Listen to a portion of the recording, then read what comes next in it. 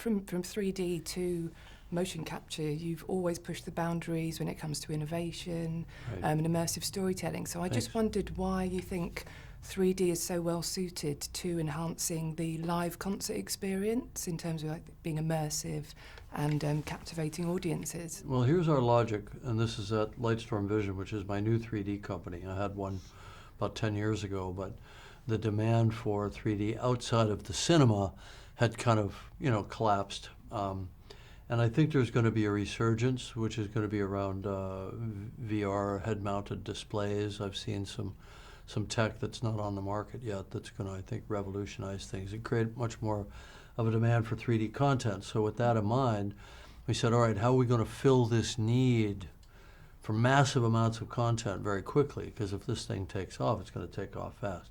I said, well, it's going to be live, right? So sports and music. Maybe some episodic television, because that's a relatively short post, but movies are not going to be able to fulfill the need for large amounts of content quickly. I'm talking about a year from now when this tech becomes available.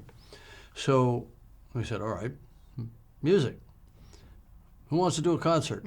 And then strangely enough, at exactly that moment, my wife and Billie's mom, Maggie, were friends, and they were talking about a bunch of sustainability stuff. And we were talking to Maggie about being a producer on the sequel of The Game Changers, which is a film we made a few years ago, which was about plant-based diets and athletes, right? And so we were talking about 3D, and I was showing it to her, and I said, hey, what's going on with Billie's tour? I didn't know Billie at the time, but I knew Maggie. And she said, well, let me ask her. Mm-hmm.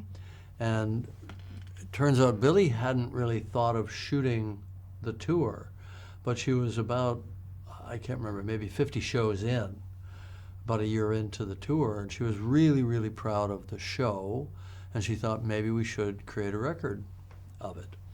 And so I met her and we started talking about, all right, what should this thing be? And the initial concept was very simple.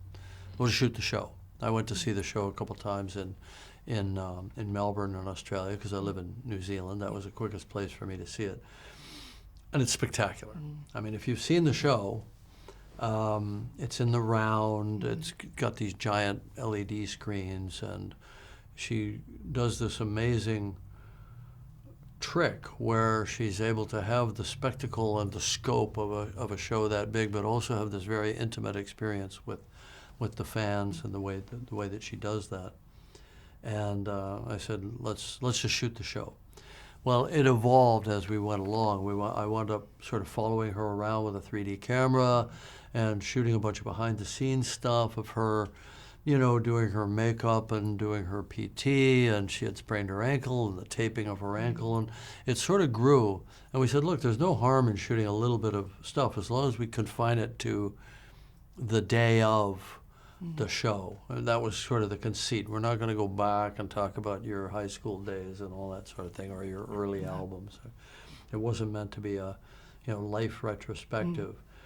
It was just, what's your reality on the day of the show? So it expanded a little bit, right? So now we're doing behind-the-scenes stuff, so we're using gimbals. I'm on the shoulder with our typical studio beam splitter rig, or our light, I should say, our medium handheld rig, not our lightweight handheld rig, because that wasn't ready yet.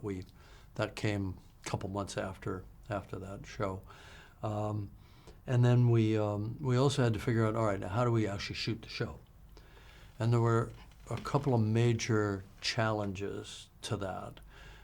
We wanted to be on stage with Billie, but she didn't want a camera on stage. So we were thinking Steadicam, the obvious thing, right? But a Steadicam operator could never have moved with her at the speed that she moves, gotten out of her way. If she pivoted quickly, she'd run right into him. You'd need a lot of rehearsal to be able to pull off something like that. But there was one ace in the hole, which is there was this young operator named Cole Peterson, who was actually on stage with her for one song out of 29 songs.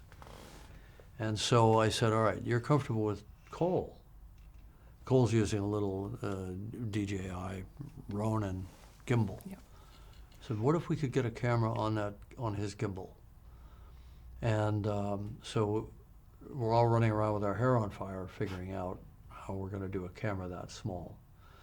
which we figured out. And so Billie said, well, yeah, I like Cole, he's fine. And so we eventually expanded it so that Cole wound up on stage with her for every single song, which was an enormous sort of triumph to get Billie comfortable with that. But poor guy had no rehearsal, no choreographed rehearsal whatsoever. He was just airdropping in to the middle of these songs on stage in front of 20,000 people. And he did an absolutely genius job. I mean, we talked about it. We talked about the moves, and we reviewed it ahead of time, and we even did some kind of football plays.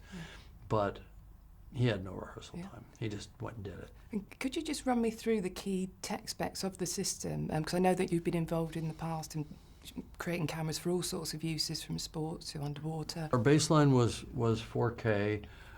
We used, there were different formats and different lenses and different sensor sizes and all that sort of thing, depending on what was the best camera for being on the long lenses way back. We mostly used the Blackmagics.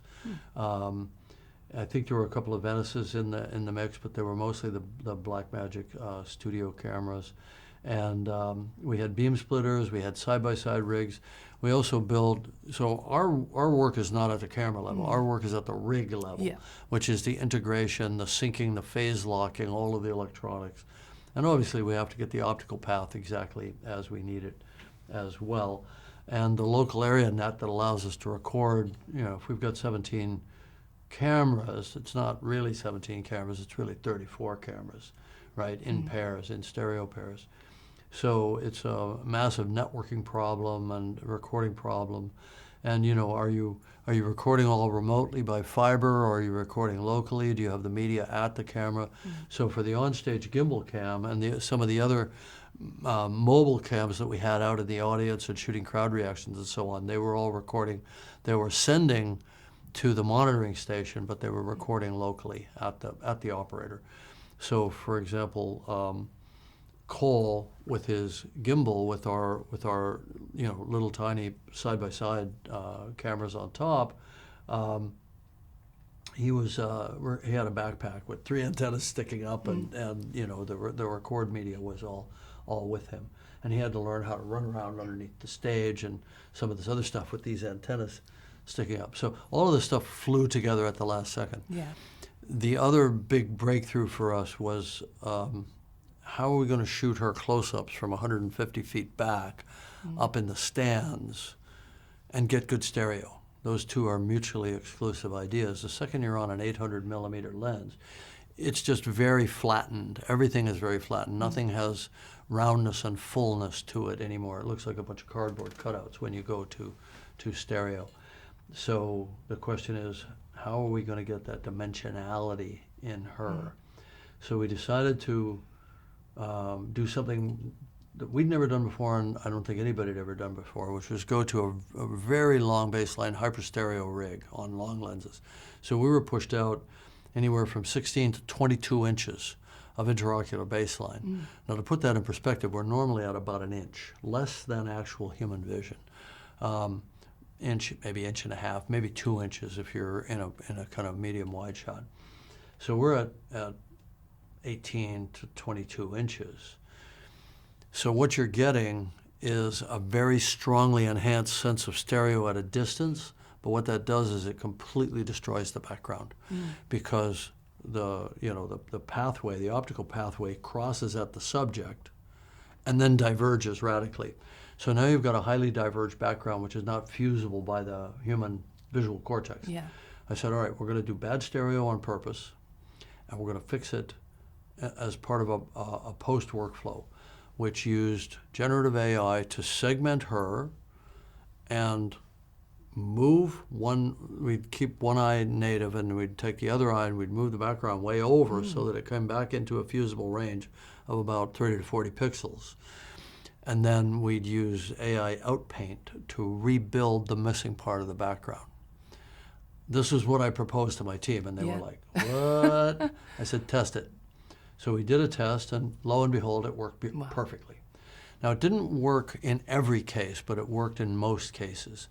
If we saw her contiguously touching the floor, we couldn't slide that background as easily without No. kind of messing it up spatially. But as long as she was in a medium to a tight close-up, there was a discontinuity between her and the floor and the background, which worked fine. So we knew exactly what we were going for. So we built this system. Now, applicability, we can use it for football, basketball, anything where we're forced into long lens camera positions, racing, NASCAR, whatever. So this opens up a lot of possibilities. We just have to create a near time or real time post-processing of the background, which I think we're within striking distance of. So anyway, that's what you saw. If you saw the film, you saw the lucidity of the 3D. It was very. You felt a great sense of presence as a result of these various techniques. And I read that you moved the eyes further apart. Is that what you were referring to as well? The eyes of the system, they moved between 18 and 20 inches. Is that correct? Yeah. We call that long baseline or hyperstereo. Yes. Right. So we were intentionally doing what we knew would look in real time would look terrible. Yeah. And then fixing it later. But what it did was it created a dimensionality at the depth plane of her at 100 to 200 feet from the lens, and it worked kind of crazily well, I have to say. Yeah, it was incredible. I have been told to wrap up. Is it all right to ask one more question? One more quick technique. Come on, this is for cinematographer, damn it. Oh, please. So I was also wondering what you think is needed for effective viewing experience. What do theatres need to do to make it more Well, that's the mainstream? $64,000 question, right? So the theaters are generally too dark. Yeah.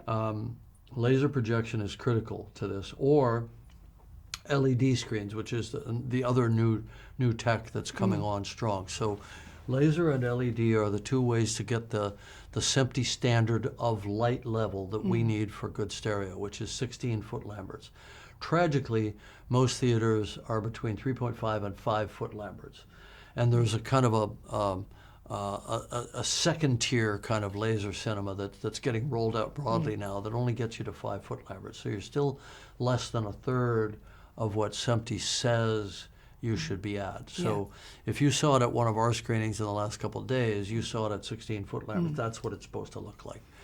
There are VR glasses that are coming that are at or beyond 16-foot Lamberts, and they're getting very, very slim and light and all these other things. And I expect there's going to be a breakthrough with that as well. Yeah, I'm excited to see that, and I'm looking forward to seeing it again on the 6th. I'm going to go to another screening. Okay, all right. I Good. have so many questions for you. I could have gone on for ages, but I just kind of blathered, so hopefully some of them got that's absorbed fantastic. into my. Maybe we can do a follow-up at some point. But Okay, no, all that right. was incredible. Thank you. Okay, cool.